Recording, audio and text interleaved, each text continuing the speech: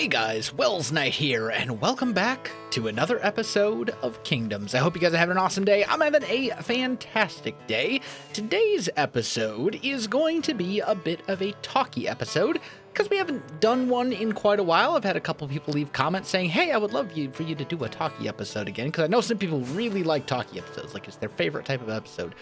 And we haven't done one in a while, and honestly, what I want to do in today's episode, as far as building and stuff goes, is I want to keep working on Nimbania and get a few more houses up and things like that, and we've kind of already done that, like, a lot of times, so I don't think we necessarily need to focus on the build today, shall we say. We're going to be building more of these types of houses and things. So that's kind of the plan. And I tweeted on, the Twitter, the place where you tweet. I tweeted out that I was looking for some suggestions for ideas for a talkie episode, and there were a few people who said I should talk about my thoughts on E3 this year. And I was like, you know what? That's actually a pretty good topic, because I'd kind of been sort of half considering making like a proper E3 video, just sort of a recap of the things that happened that I cared about, that my thoughts on them and things like that. But I was sort of on the fence, because that's sort of outside of the normal type of content that I create, so I wasn't really sure that that's what I wanted to do. And you know what? We're just going to do that today. We're going to do it as a talkie episode. I think that's a good solution.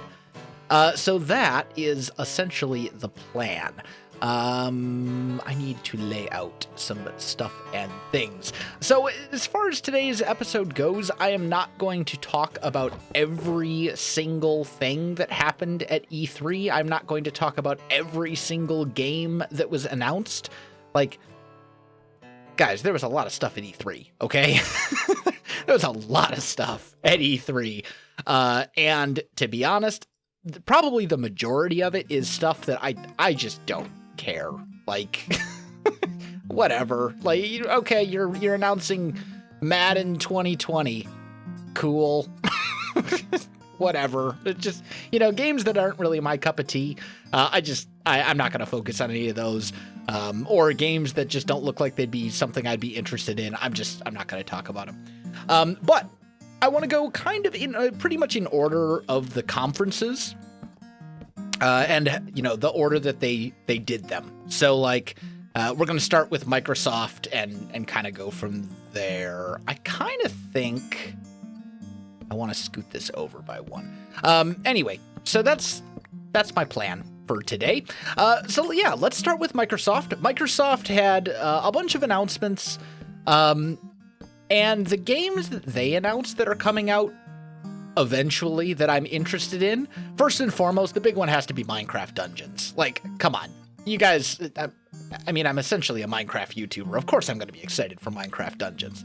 What you guys might not know about me, though, is that I actually really enjoy dungeon crawlers, like Diablo and stuff like that. And that's basically what Minecraft Dungeons is. It's essentially being billed as Diablo with a Minecraft coat of paint. And, like, I think that's awesome. So I'm super looking forward to that. I'm sure there will be, I'm sure there will be Minecraft Dungeons content when it comes out on my channel. Dungeon crawlers are often best played with friends, so it's certainly possible that maybe there'll be some of the hermits playing it, or maybe I'll play it with my wife. I don't know. The game's not going to be coming out for a while yet, but I'm definitely excited for it. I'm super excited to kind of see what they can come up with and see how it plays and all that kind of stuff. That's definitely on my list of things I'm, like, totally ready for. Do I want to scoot this out one more? If I do, where does it end up? Over here? Is it in line then with this? Yeah, it would be. Wouldn't necessarily be the worst thing in the world. Let's do it. Why not? Anyway, so Minecraft Dungeons. Pretty pumped for that one. Happy with that. For a little more info on it and all that kind of stuff. They also announced Halo Infinite, so a new main series Halo game.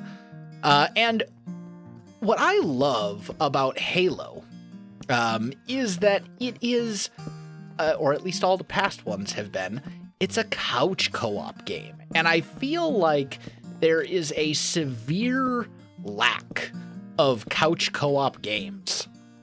Games that I can just sit down and play with my wife. You know, we can sit on the couch and we can just play some games together. And we don't need, 2 Xboxes or 2 PlayStation 4s. Like, we can play on one TV, on one screen, sit on the couch together.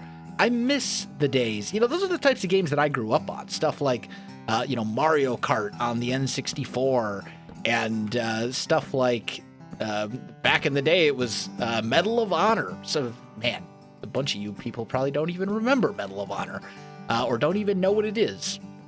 It was basically the precursor to Call of Duty. I mean, it wasn't. It was the competitor to Call of Duty, and then Call of Duty just kind of straight up won. But that's that's a story for another day. Point is, I think there's a huge open market for couch co-op games, and my wife and I have played through the entire Halo franchise together, every single one of them, and we've enjoyed every minute of it. And I'm always excited to hear that there's going to be a new Halo coming, because that means, oh, cool, it's another game I get to play with my wife. So I'm super excited for that. They announced Cyberpunk 2077. Well, they didn't announce it. We've known for a while that Cyberpunk 2077 was coming out. For those of you who don't know what that is, it is basically, it's from CD Projekt Red, who made The Witcher 3, and, all the Witcher games for that matter.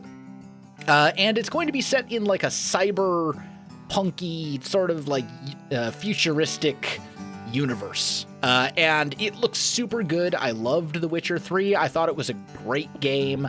I do think it was maybe a little bit overrated. Not that it was a bad game, but just that I think maybe it got a little bit more praise than it was deserving of. But it was a fantastic game. I recently just beat it a couple weeks ago, actually, kind of on my own. It was one of the games I was sort of playing on my own time. And it was fun, and it was enjoyable. I loved it, but I'm super excited for Cyberpunk as well. That's going to be great. And of course, you have to give the props for the Keanu Reeves thing that they managed to fit in there. So, they managed to get Keanu.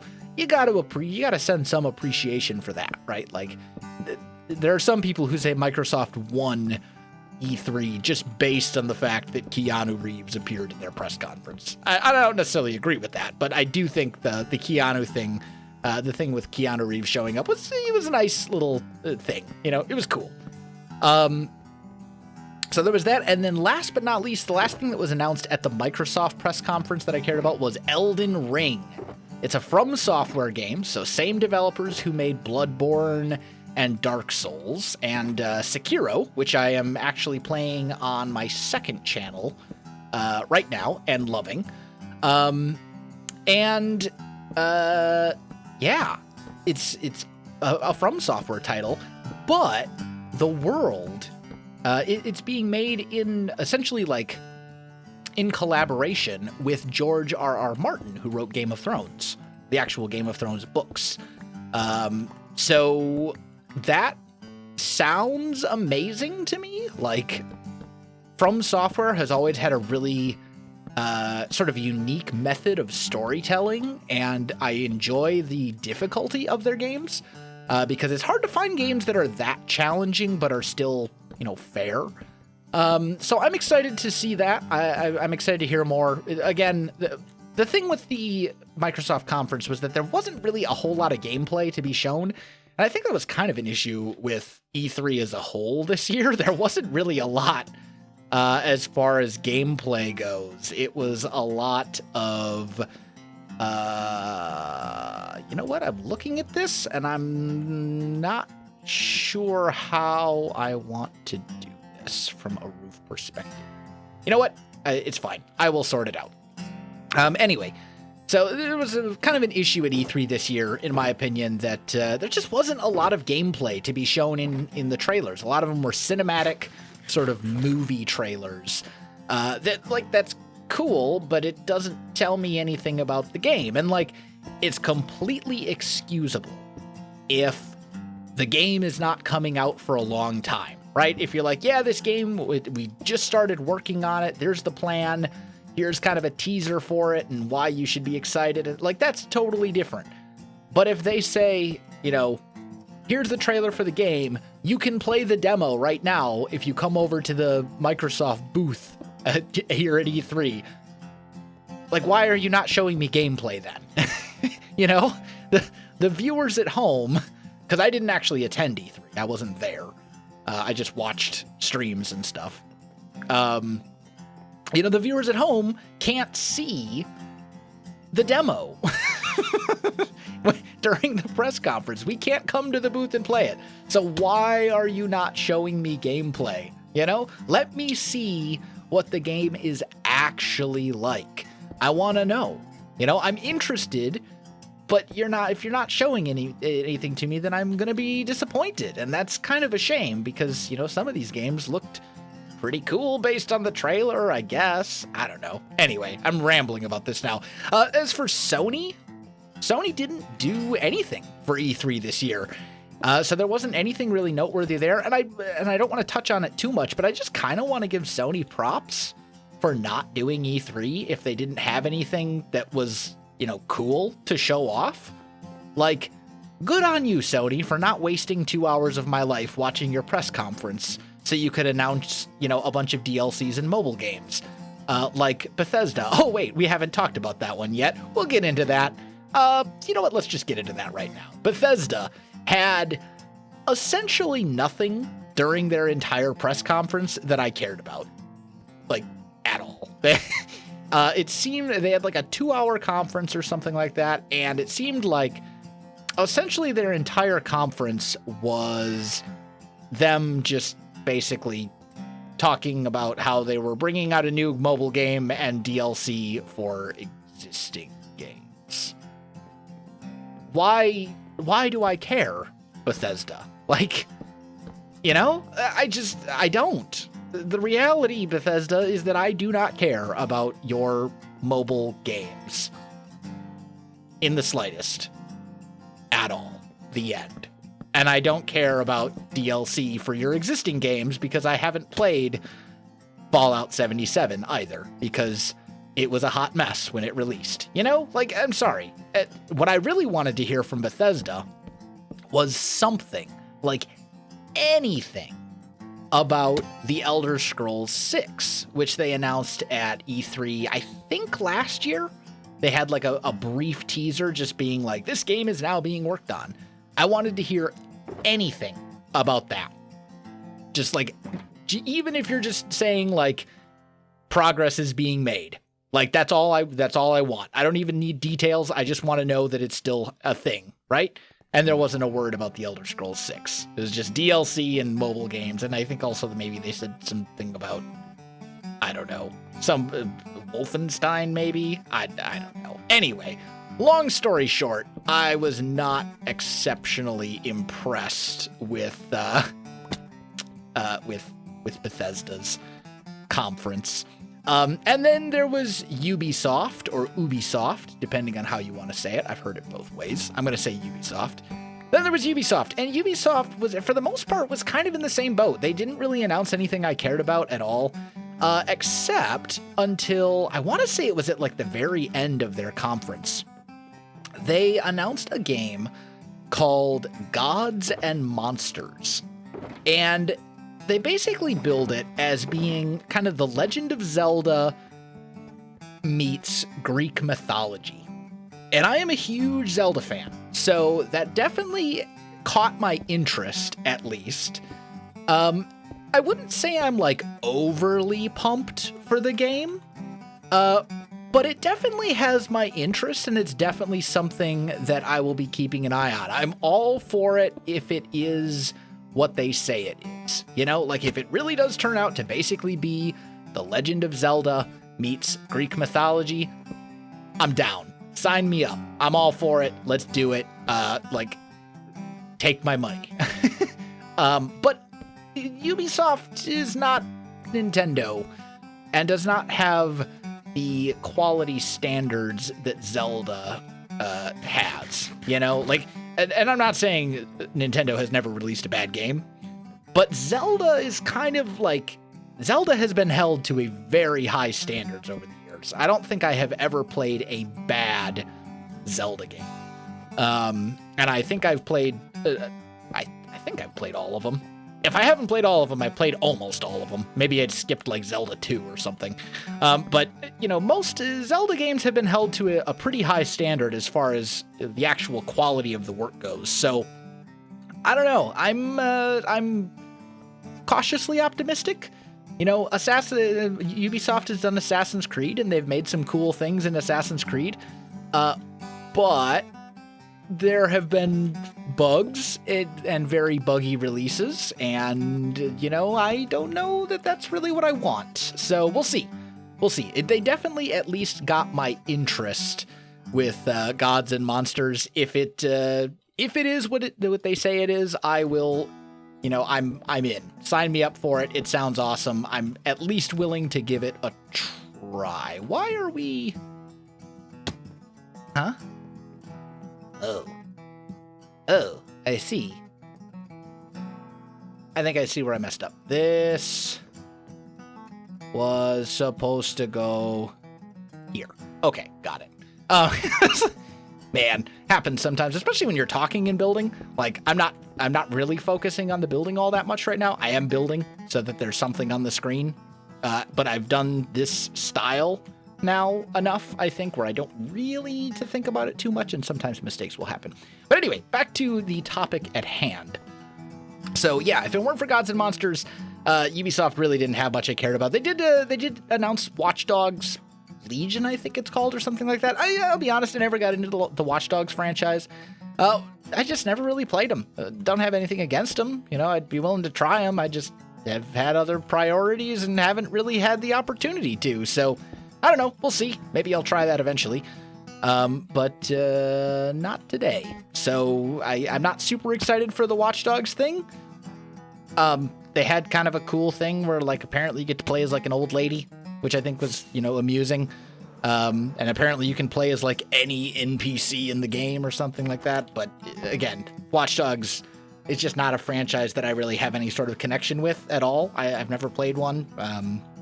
I think I played a little bit of the first one when it first came out, and I just couldn't get into it, so I never really went back. I don't know. So yeah, that was Ubisoft. Then there was Square Enix. And Square Enix had a lot of Final Fantasy stuff, which is great. I do like Final Fantasy. I think the big thing for me was the Final Fantasy VII Remake.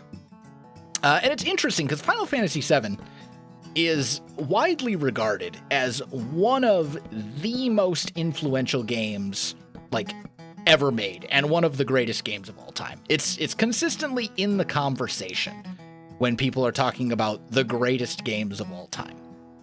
I have never actually played Final Fantasy VII because when I was growing up, I did not have, when I was around, I was playing games when Final Fantasy came out, but I didn't own any of the consoles. I think it only came out on PlayStation, actually, on the original PlayStation. I may be wrong on that, or maybe it was PlayStation 2. I don't know. Either way, long story short, I didn't have the console that Final Fantasy VII was on, so I have never played it. Because now I'm certainly not like a graphics snob, you know?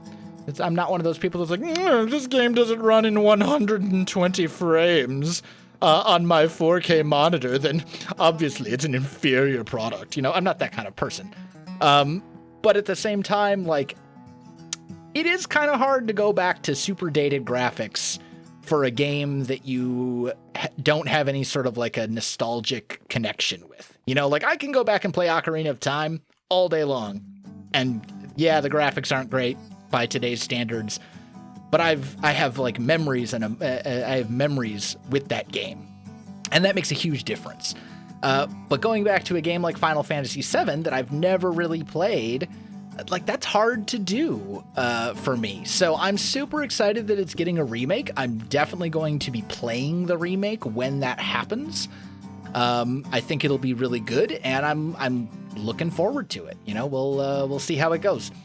The other thing that was announced there was Crystal Chronicles, Final Fantasy Crystal Chronicles, and I did play the first one of those. I had it on GameCube back long ago. And that, if I remember correctly, was another couch co-op game. So if Crystal Chronicles that they've announced now is going to be couch co-op. Again, I'm excited. Anytime companies are like, couch co-op, you can play it with your significant other. I'm down. Sign me up, you know? So, yeah, that's a thing. You know what I think we're going to do here? Maybe what we can do... 1, 2, 3... Maybe we can do something such as this. That might allow us to fix our issue here. Because the hard part is making this look good. This, like, super steep roof. And I think it is doable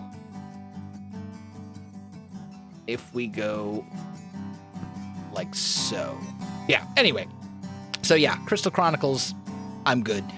EA, I don't think had like a traditional conference. They did have some live streams where they announced some games and stuff, but I don't think they had like a traditional big press conference presentation on a stage sort of thing. This year, they announced a lot of sports games that I really don't care about because I'm not a sports game type of person. Like, you know, whatever, Madden, FIFA. If you like those games, great. More power to you. Just not my thing. I'm sorry. They're just not for me. And I think the vast majority of what they announced was sports games. So, like, again, I'm kind of just like, whatever. But they did announce a new Star Wars game, and I am a huge Star Wars fan. They announced Star Wars Jedi Fallen Order. And I am cynical, is the problem. I remember what EA did to, I think it was Battlefront? Or whatever the one they released like last year or whatever. It was microtransaction, pay-to-win nonsense, and they just you remember the pride and accomplishment memes? Yeah, that was EA last year around that time, and I really have lost all faith in EA to do anything that is good for the Star Wars IP. Like I can't help but think EA is gonna mess this one up too, because they just don't seem to get it. Like, yeah, I don't know. If they do it right, if it's not filled with microtransaction nonsense, pay-to-win mechanics, and all that other kind of stuff, you know, maybe it'll end up being a good game. I don't know. But the cynical part of me, like, EA has dropped the ball on Star Wars games far too many times for me to have any expectation that they will actually make something that I want to play. So we'll see. I'll wait for the reviews, you know. Excuse me. I'll wait for the reviews and go from there. Which honestly is what I encourage everybody to do with every game. Is like, wait for the reviews unless you know 150% that it is going to be exactly the game that you think it's going to be. So, yeah. But anyway, after that, I think the only one that I have left to do is Nintendo. And Nintendo, by far, had the most stuff that I care about. Because as I mentioned a minute ago, I am a pretty big Star Wars fan. Or Zelda fan. I'm a pretty big Zelda fan. I love The Legend of Zelda. I have some of my best gaming memories involve The Legend of Zelda. So I can't help but be excited whenever Zelda stuff is announced. And there was so much Zelda stuff this year. Just tons of it. You had Breath of the Wild 2 being announced as now in development. And honestly, I thought Breath of the Wild was, I don't want to say one of the weaker Zelda titles, but certainly not in my top 5. It was okay. It was almost great, is the way that I think of Breath of the Wild. It was almost great, but it had flaws. And if Breath of the Wild 2 is essentially Breath of the Wild with the flaws fixed, like 10 out of 10 game. You know, there was just some issues that really kind of ruined Breath of the Wild for me. And like the game was good overall, but I just felt like it could have been so much more, you know? So yeah, it is what it is. But basically, they announced Breath of the Wild 2. They announced Link's Awakening remake, which Legend of Zelda Link's Awakening was a game that came out on the Game Boy forever ago. I want to say like mid to late 90s. I don't remember exactly. I do remember owning it, and I think it may have been my first Zelda game. It was either that or Ocarina of Time, or maybe A Link to the Past. I don't know. It was one of those three. It's hard to remember which one you played first when you were like, I don't know, I was like 8 years old. That was 20 years ago, guys. Cut me a little bit of slack. But at the same time, like, if it's another Link's Awakening, like, I'm super pumped. I have so many memories with Link's Awakening, playing it as a child, and like it's just a Zelda title that is very dear to me, and I'm super happy to see it getting a full remake. I think it's going to be great. I'm super pumped to see Link's Awakening getting some love, because I feel like Link's Awakening is kind of in many ways like the forgotten Zelda title. It's the Zelda title that a lot of people don't really ever think of, and it was a great game. It was kind of a weird game as far as Zelda games go, but it was one of the weirder ones, but it was really good. Like, the story perspective was a little strange, but it was a very good game. Anyway, so Link's Awakening, and then Cadence of Hyrule, which is essentially the Legend of Zelda, but created by the makers of Crypt of the Necrodancer, which is a roguelike that came out a while back that was very good and very popular. Been watching some videos on it, and it looks great, and I've been really considering picking it up. It looks like it would be right up my alley. It is couch co-op again, but from what I understand, it's about 6 hours of content, give or take. It takes about 6 hours to beat it, maybe a little more depending on how completionist you want to get. And it's like $25 on Nintendo Switch. But everything I've heard about it has been overwhelmingly positive. So I don't know. I might just bite the bullet and be like, "Hey, wifey, we're playing this. Buckle up. It's gonna be a bumpy ride." We'll see. But anyway, so yeah, Crypt of the Necrodancer. Not last. They did announce that they're putting Banjo of Banjo-Kazooie and Banjo-Tooie into Smash Ultimate. That's pretty cool. I do have Smash Ultimate. I'm not particularly good at Smash Ultimate, but I do have it. And Banjo was another one of those characters that I have some amazing memories with from when I was a kid growing up. So I'm super excited to see Banjo in Smash. I know there have been people that have been really hoping to see Banjo in Smash and thinking, it would be cool, but there's just no way it was ever going to happen, because Banjo is a Microsoft property, I believe. I don't think it's a Nintendo character or a Nintendo-owned character. I'm pretty sure it's owned by Microsoft. But still, yeah, Banjo's going to be in Smash, so that's cool. And they announced another Smash character, too. I forget. Dragon Quest Hero, maybe? Something like that? I don't remember. Anyway, so that was nifty, and a new Fire Emblem. I've been a Fire Emblem fan for a long time, too. Like, super pumped for that. That's going to be great. I love me some Fire Emblem. So Fire Emblem 3 Houses, I think it comes out like at the end of the month. So that'll be great. Love it. I'm all for it. Sign me up. Yeah, that's been about all I got to say about Fire Emblem. It's amazing. If you've never played a Fire Emblem game and you like tactical strategy games, like, you are pretty much missing out. Go play Fire Emblem. Like, do it now, because it's really good. Although I don't know, I haven't really seen too much about 3 Houses, so I don't know exactly what it's going to be like. But I've never played a Fire Emblem game that I didn't fall in love with, so I'm pretty optimistic about that. And then last but not least, there was Pokemon Sword and Shield stuff. And to be honest, I could spend pretty much an entire video just talking about Pokemon Sword and Shield stuff, because, like, some of it is good news, some of it is bad news, and I don't know exactly. Yeah, I could go on about Sword and Shield. I mean, at this point, guys, I've had the Pixelmon series running for a long time, for several months. You guys know that I'm a Pokemon fan at this point, right? Like, you guys know that I am literally the Pokemon champion of every Pokemon region and have been playing Pokemon for like 20 plus years at this point, right? Like, this shouldn't be a surprise that I'm excited for Sword and Shield. But they've made some announcements that I'm like, eh.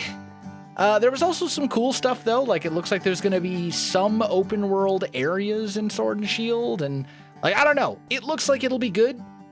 Maybe.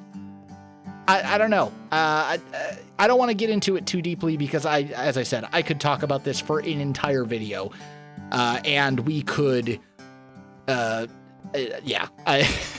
We're basically at time for this video, so I'm not going to get into it. Needless to say, I am not a fan of the removal of the national dex and the ability that, and the fact that not every Pokemon is going to appear in Sword and Shield. That distresses me greatly as someone who is very into Pokemon breeding. I'm not really all that excited for their new gimmick, Gigantamaxing or whatever they're calling it, or Dynamaxing, I think. It doesn't seem that interesting to me. It seems like it's kind of a gimmick just for the sake of having a gimmick. But on the flip side, I am very excited for a console Pokemon game. I'm very excited for open world mechanics and raids and some of the other stuff they've announced. So, like, I don't know. I have mixed feelings.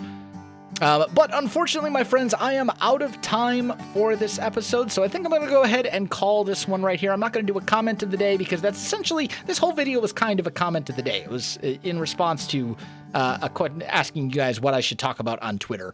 So the comments of the day are people who tweeted at me saying I should talk about E3 2019. Those are the comments. Good job. Anyway, guys, if you enjoyed the video, you know what to do. Links in the description below, so check that out as well. I'm going to go ahead and finish this house off camera between episodes. Basically, just got to put the roof and the windows in. But other than that, my friends, thanks for watching, and I'll see you in the next one.